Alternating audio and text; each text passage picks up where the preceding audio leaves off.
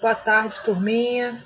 Chegamos, enfim, ao PET avaliativo final e eu vou apresentar aqui para vocês as questões que estão elencadas e vamos debater um pouquinho sobre elas, beleza?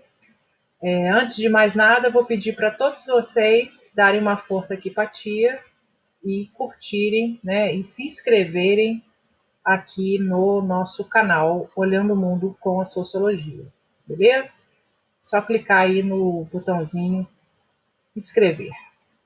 Então vamos lá, vamos começar. Aqui a gente, principalmente para vocês do terceiro ano, me parece ser bem bacana esse elenco de temas, conceitos e tópicos que nós trabalhamos durante todos os PETs ao longo desse ano tão difícil aí para todos nós, né? Então, deem uma lida aqui nos tópicos na hora de vocês fazerem os resumos, né, para estudar para o Enem, né? Então, olhem os tópicos, olhem os temas, percebam a quantidade de conceito que vem aqui sendo apresentado, né? É bem bacana para a gente conseguir fazer um bom resumo do que a gente trabalhou ao longo do ano. Mas sem mais delongas, vamos lá. Atividade número 1. Leia os textos a seguir e responda. Texto 1. A charge do Armandinho. O Armandinho conversando com seu amigo Camilo. Camilo, vamos apostar a corrida até a Fê? Claro. Dinho, espera, não posso correr agora. Ué, por quê? Para mim não é seguro. Então prestem atenção aqui nessa charge. Por que não é seguro para o Camilo correr em frente a um policial? Né? Prestem atenção nas características do Camilo, nas características do Armandinho e da Fê. Por que o Armandinho e a Fê estão seguros ao lado do policial e o Camilo não se sente seguro ao lado do policial? Basicamente, é o que a charge quer demonstrar para a gente. Continuando, texto 1. Um relatório da Anistia Internacional apontou em 2015 que as forças policiais brasileiras são as que mais matam no mundo e são também as que mais morrem. Infelizmente, as polícias e a sociedade espelham a violência uma da outra. De maneira geral, são homicídios de pessoas já rendidas e alvejadas sem qualquer aviso prévio. Em 2014, 15,6% dos homicídios registrados no Brasil tinham como autor um policial no país. A maioria das pessoas mortas por policiais são jovens e negros. No Rio de Janeiro, 99,5% das pessoas assassinadas por policiais entre 2010 e 2013 eram homens. 80% deles negros, 75% deles tinham idades entre 15 e 29 anos, e grande parte dos autores dos disparos não foram punidos. Pergunta. Ao relacionar os textos 1 e 2, é possível afirmar que a violência policial A. é generalizada e atinge pessoas de todas as raças, classes sociais e idades da mesma forma na sociedade brasileira, realidade conhecida inclusive internacionalmente. Realmente ela é generalizada? Atinge todas as raças, todas as classes, todas as idades? Bem, se a gente for prestar atenção, principalmente na charge do Armandinho aqui, a gente vai saber que não. Não precisa nem de charge, né, minha gente? A gente sabe que a violência ela não é generalizada para qualquer das raças, classes ou idades, ou gênero, por exemplo. Né? Vimos aí que a maioria das pessoas que são alvejadas são homens. Né? Então, essa questão, essa alternativa está incorreta. B. Contra a juventude negra, expressa nas estatísticas, é uma das muitas faces do racismo estrutural e influencia o comportamento dessa população em público. Pela leitura da alternativa, ela tem tudo para ser a correta. Vamos continuar lendo as outras alternativas. C. Tem como origem principal a atitude individual e isolada de policiais racistas, uma vez que o racismo é um fenômeno individual e independe da cultura e história. Absolutamente errado. O racismo não é um fenômeno individual, o racismo é um fenômeno social, estruturado nas regras sociais, nas regras que nós naturalizamos e nem percebemos. Ok? Então, essa alternativa está absolutamente errada. né? Não é uma atitude de policiais racistas, uma atitude individual deles. Alternativa D.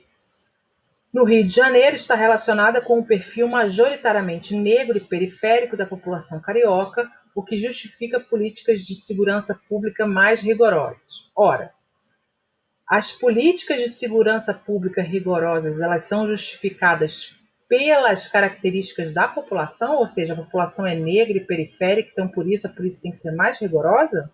Não, claro que não. Então essa alternativa também está incorreta. A alternativa é mais intensa sobre adolescentes e jovens em geral, pois este é um momento conturbado da vida em que eles tendem a contrariar tudo relativo à lei e à ordem. Então, mais uma vez, a alternativa aqui está colocando uma questão relacionada à individualidade, ou seja, a questão da juventude. Né? Então, os jovens estão contrariando tudo, então por isso é que eles são alvejados? Não, claro que não. Não é uma questão individual, é uma questão social. Né? Alternativa correta, alternativa B.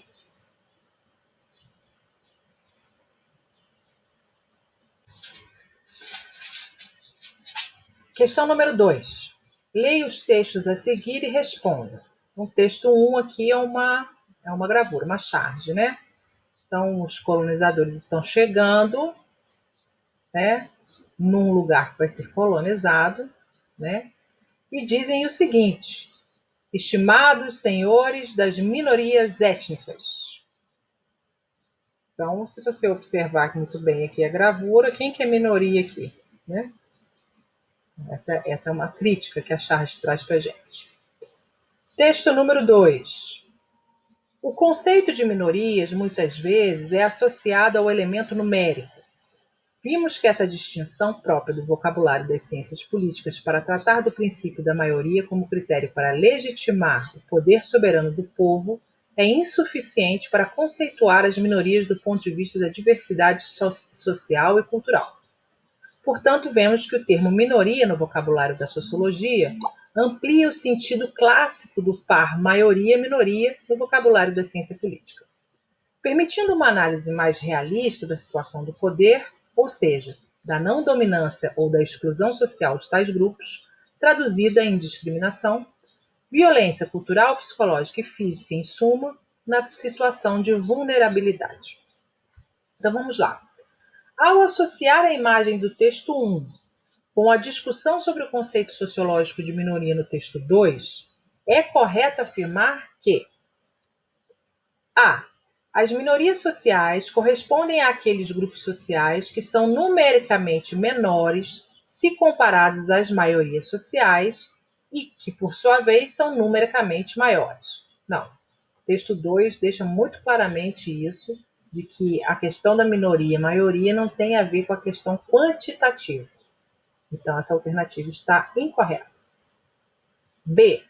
As elites sociais, em geral numericamente inferiores, são grupos altamente vulneráveis, por isso se garantem no poder para não sofrerem a tirania da maioria, garantindo o equilíbrio da sociedade. Absurdamente errada, né? As elites sociais não são vulneráveis, e justamente por isso que se chama elite, né? E essa expressão tirania da maioria, vulgarmente conhecida como democracia, né, minha gente? Então está totalmente incorreto. Alternativa C. O que define uma minoria social não é seu número de pessoas, mas o reduzido poder e representatividade que exerce na sociedade, fato que os torna mais propensos à exclusão e à discriminação. Está faltando um azinho aqui no discriminação. Alternativa aparentemente correta. Vamos continuar aqui para ver as outras alternativas. D. Os votos da maioria numérica numa eleição são a garantia de uma sociedade mais justa e igualitária, justamente por representar nas urnas as necessidades sociais e culturais da maioria das pessoas. Bem, infelizmente, os votos de uma maioria não necessariamente representam as necessidades sociais da maioria. Ok? Então, é preciso ter atenção quanto a isso. A maioria pode votar numa proposta que não vai beneficiar a própria maioria. Por isso que é muito importante a gente estar atento, né, quando a gente passa por períodos eleitorais, a gente está atento nas propostas, nos programas, nas ideologias dos candidatos que se apresentam para a sociedade. Então, está errada essa alternativa. Os votos da maioria não necessariamente representam as necessidades sociais da maioria. A alternativa é: no Brasil, desde a colonização, os descendentes de europeus representam uma minoria social que, historicamente desprivilegiada, necessita da atenção especial do Estado para a proteção dos seus direitos. Os descendentes de europeus é o grupo social menos desvalorizado na nossa sociedade, menos desprivilegiado na nossa sociedade. Né? Então, é bem óbvia essa alternativa que está errada. Então, chegamos à conclusão que realmente a alternativa correta é a alternativa C.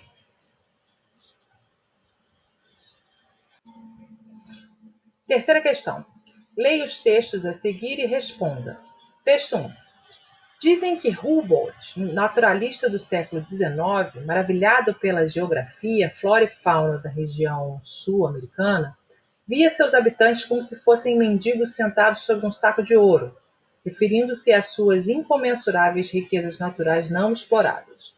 De alguma maneira, o cientista ratificou o nosso papel de exportadores de natureza no que seria o mundo depois da colonização ibérica. Enxergou-nos como territórios condenados a aproveitar os recursos naturais existentes. Texto 2.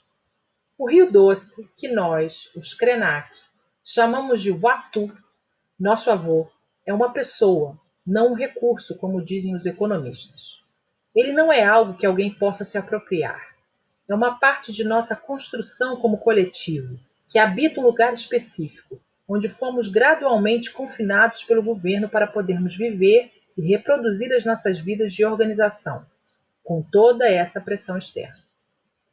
O Watu, esse rio que sustentou a nossa vida às margens do Rio Doce, entre Minas Gerais e o Espírito Santo, numa extensão de 600 quilômetros, está todo coberto por um material tóxico que desceu de uma barragem de contenção de resíduos, o que nos deixou órfãos e acompanhando o rio incômodo.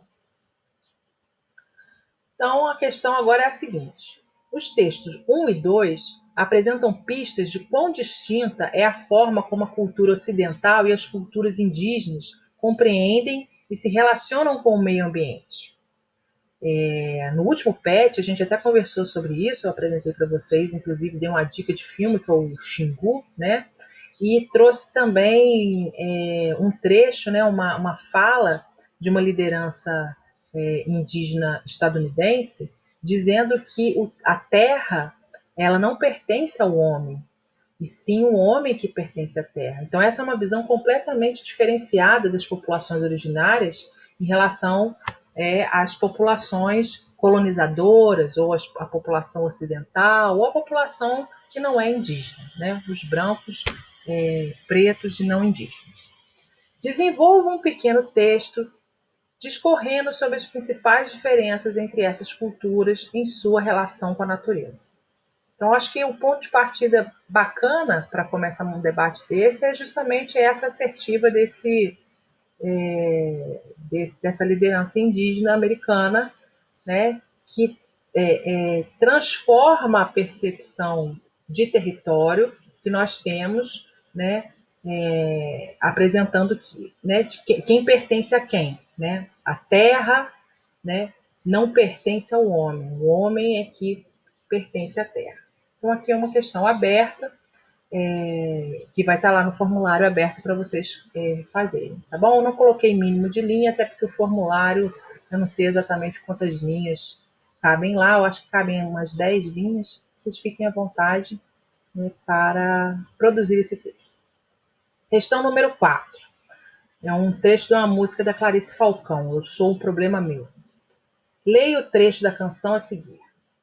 Não me leve a mal, mas você não me tem. Eu não sou um chapéu no armário de alguém.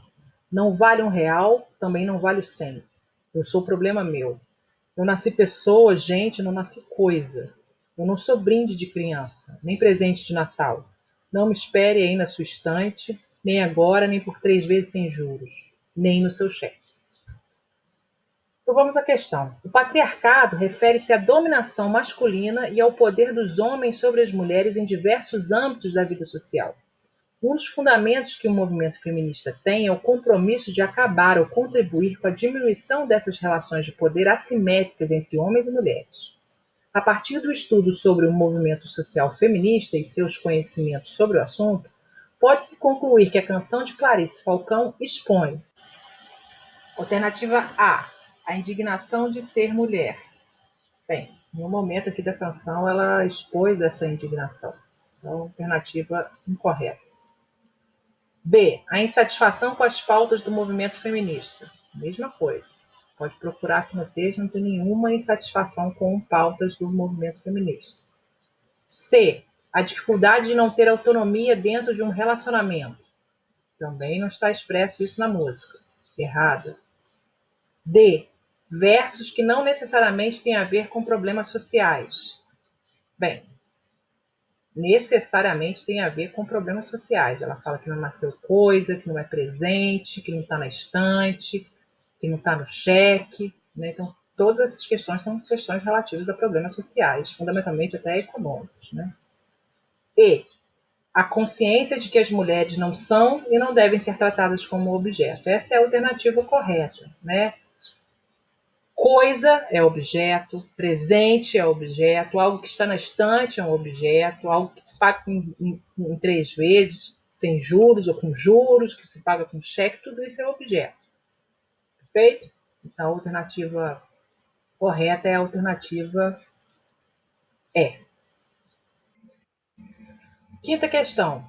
Uma questão sobre sociologia do trabalho. Fiz muitas discussões com vocês a respeito disso. Tem 2 vídeos aqui no canal sobre sociologia do trabalho, sobre essa nova dinâmica do trabalho. Então vamos lá. Texto 1. Assim, se essa tendência destrutiva em relação ao trabalho não for fortemente confrontada sob todas as formas possíveis, teremos, além da ampliação exponencial da informalidade no mundo digital, a expansão dos trabalhos autônomos, dos empreendedorismos, etc., configurando-se cada vez mais como uma forma oculta de assalariamento do trabalho, a qual introduz o véu ideológico para obliterar o mundo incapaz de oferecer vida digna para a humanidade. Isso ocorre porque, ao tentar sobreviver, o empreendedor se imagina como proprietário de si mesmo, um quase burguês, mas frequentemente se converte em um proletário de si próprio, que autoexplora seu trabalho. Essa nova gramática do capital somou-se àquela já consolidada, que operava metamorfoses de reais significados etimológicos das palavras. Manter sempre a resiliência, atuar com muita sinergia, converter-se em autêntico colaborador, em verdadeiro parceiro, vangloriar-se da nova condição de empreendedor, entre outros tantos usos de linguagem, agora com novas significações. Mas a pandemia parece ter comprometido essa nomenclatura. Colaboradores estão sendo demitidos aos milhares e os parceiros podem optar entre reduzir os salários ou conhecer o desemprego. Esse é um texto do Ricardo Antunes, um autor que eu gosto muito, eu sempre falo dele para vocês, nos 2 vídeos de Sociologia do Trabalho, que está aqui no canal, eu utilizo o Ricardo Antunes. Texto 2 é uma charge, os empreendedores, um conversando com o outro. Né? Você não dorme melhor sabendo que é seu próprio patrão?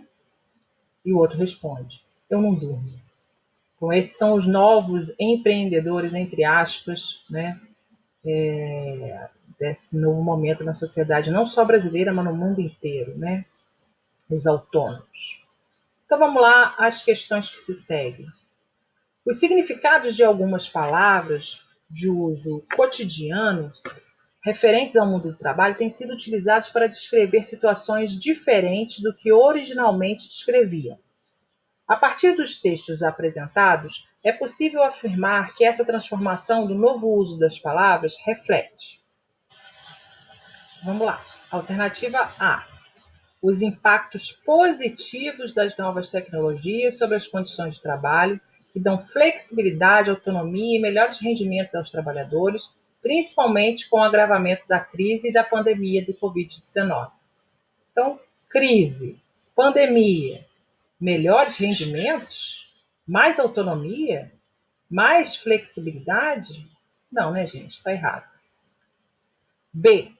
Um processo natural de transformação da linguagem através do tempo, sobretudo por influência de novas tecnologias que promovem surpreendentes mudanças nos significados, tais como empreendedorismo, que hoje significa exploração. Então, aqui uma mistureba danada. Né? Para começar, qualquer questão de sociologia que fale uma transformação, uma mudança desenvolvida a partir de um processo natural, errado. Tá? Não existe processo natural, existe processo social. Outro erro bem crasso, né? Dizer que empreendedorismo significa exploração. Aí já foi do 8 ao 80. Né? Então tá completamente errada essa questão. C. Questão não, né? Alternativa. C. Uma ideologia divulgada pela classe dominante a fim de convencer as trabalhadores e trabalhadoras de que as condições dos novos trabalhos digitais precarizados são melhores que as dos tradicionais trabalhos com carteira assinada que garantem direitos. Olha, essa alternativa tem tudo para ser a correta. Primeiro, é uma questão ideológica, né? Nós já vimos aí o conceito de ideologia, nessa formulação ideológica, divulgado por uma classe dominante. A classe dominante é a classe que é mais privilegiada, é a classe que organiza o mundo do trabalho a partir do patronato, ou seja, o dono do empreendimento. Eles querem convencer os trabalhadores e trabalhadoras que as condições dos trabalhos precarizados são melhores do que as tradicionais, né? Para poder realmente diminuir os encargos trabalhistas, ou seja, dizer que os trabalhadores, o trabalho tradicional com carteira assinada, né, deve ser deixado de lado. É justamente sobre isso que nós estamos falando aqui, né? Precarização, terceirização, diminuição de direitos, né? Então, essa alternativa aqui tem tudo para estar correta. Vamos continuar aqui vendo as outras. D. A ascensão da classe experimentada recentemente pela maioria dos trabalhadores e trabalhadoras de aplicativos, que agora, patrões de si mesmos, incorporaram a linguagem da classe dominante na sua linguagem cotidiana. Né? Que ascensão é essa? Vocês estão vendo alguém ascendendo do ponto de vista de mobilidade social, de classe social, sendo um entregador de iFood? Não. Esses trabalhadores eles estão fazendo de tudo para conseguir obter sua renda de maneira justa, de maneira legal, né? Mas de maneira nenhuma eles estão ascendendo socialmente. Então não há uma ascensão de classe. Tá? Errado. A alternativa é o surgimento de uma nova ideologia da classe trabalhadora que se fortaleceu com a chegada das novas tecnologias aplicadas ao trabalho, fato que fez essa classe atravessar a crise e a pandemia em ótimas condições de trabalho e remuneração. Meu sonho, né? Nosso sonho, o sonho de todo mundo, né? Que a classe trabalhadora, né? Que todos os trabalhadores, né? Pudessem atravessar a crise da pandemia com ótimas condições de trabalho. Está errado, né, minha gente? Infelizmente, gostaria muito que estivesse correto. A alternativa correta aqui é a alternativa letra C. Última questão, questão de número 6, também uma charge, um texto, né, 2 textos, né, para se fazer uma relação, estabelecer uma relação. Aqui, autoexplicativa a imagem, né, imagem de veneno, uma máscara, pior que acho que a gente está tendo que usar, falando sobre a questão dos agrotóxicos. Texto 2. Apesar do aumento da capacidade de geração de oferta de alimentos no Brasil e no mundo, é importante salientar que o aumento da produtividade agrícola, associada às monoculturas e o agronegócio de exportação, tem sido responsável por inúmeros impactos socioambientais e à saúde pública, tais como a concentração de terras, renda, poder político em grandes produtores, o desemprego, a migração campo-cidade e o não atendimento às demandas de segurança e soberania alimentar dos países. Então, com base nos textos 1 e 2, com as discussões trabalhadas no PET 5, semana 4, no PET 7, redijam um texto dissertativo argumentativo sobre o tema o uso de agrotóxicos e seus impactos socioambientais. Lembre-se, você deve seguir a norma formal da língua portuguesa. Nós debatemos isso em algumas semanas, né? Fizemos algumas relações, inclusive no último PET, se não me engano, até no PET 7, a gente falou sobre isso, apresentei para vocês sobre a questão dos latifúndios, do agronegócio, da Revolução Verde, né? Então, utilizem esses conceitos e elaborem o texto, que também vai estar lá no formulário, não tem mínimo de linhas, mas não sejam preguiçosos, elaborem o texto certinho, ok? Lá no formulário, esse formulário, diferente dos outros, já é um formulário que vai vir com a nota, só que essas duas questões abertas, né, essa questão número 6 e a questão número 3, que são questões abertas, elas não têm um gabarito lá. Então, na hora que você acabar de fazer o formulário, vai aparecer a sua nota das questões corretas. E eu depois vou somar o que eu for avaliar de correto ou não no texto que vocês forem produzir. Então, produzam um texto chuchu beleza, que aí vocês vão ficar com a notinha também chuchu beleza, ok? A entrega desse formulário é em janeiro, ok? Até dia 15 de janeiro, mas principalmente vocês do terceiro ano, alunos que já estão em dia comigo, muitos alunos estão em dia, queria dar parabéns para vocês, que eu sei que as coisas não estão fáceis, e vocês conseguiram, grande maioria conseguiu entregar tudo certinho para mim, não tem muito atraso. Então, eu sugiro que vocês já joguem isso aí para resolver, beleza? Já façam o formulário, o vídeo está aqui, apresentei as questões, apresentei as resoluções, não tem por que vocês não sentarem nesse momento, fazerem esse PET e já ficarem livres de pelo menos uma avaliação aí de tantas que vocês têm que fazer. Beleza? No mais, eu vou pedir para vocês de novo, quem esqueceu, se inscreva aqui no canal, dá uma curtidinha aí no vídeo. Um abraço super apertado para vocês, ótimas festas de fim de ano, tá? Se cuidem, usem máscara, né? Não aglomerem, beleza? E um beijão para vocês.